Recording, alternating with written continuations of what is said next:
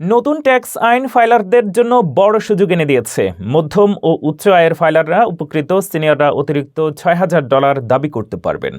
Salt deduction ও child credit বৃদ্ধি পেয়েছে। বিস্তারিত আরও জানুন রিপোর্টে। 2026 সালের ট্যাক্স সিজন শুরু হয়েছে এবং এবার বেশ কিছু গুরুত্বপূর্ণ পরিবর্তন এসেছে যা ফাইলারদের জন্য বড় সুবিধা আনতে পারে। প্রেসিডেন্ট ট্রাম্পের সমর্থিত one big beautiful bill act এর কারণে এবার টিপস ও overtime, child tax credit, state ও লোকাল ট্যাক্স ডিডাকশন এবং সিনিয়রদের জন্য বাড়তি ডিডাকশন প্রযোজ্য। ইন্টারনাল রেভিনিউ সার্ভিস আশা করছে 164 মিলিয়ন ব্যক্তিগত ট্যাক্স রিটার্ন জমা পড়বে।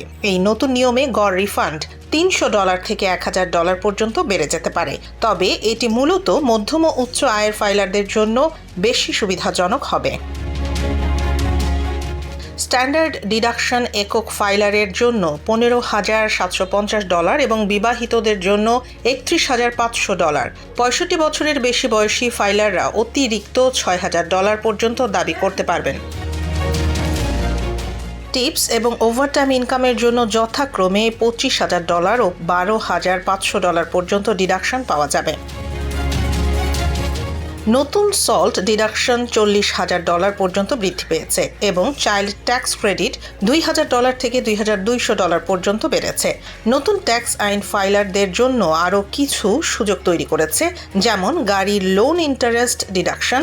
তবে কিছু প্রান্তিক পরিবার এখনও সর্বোচ্চ সুবিধা পেতে সক্ষম নাও হতে পারে।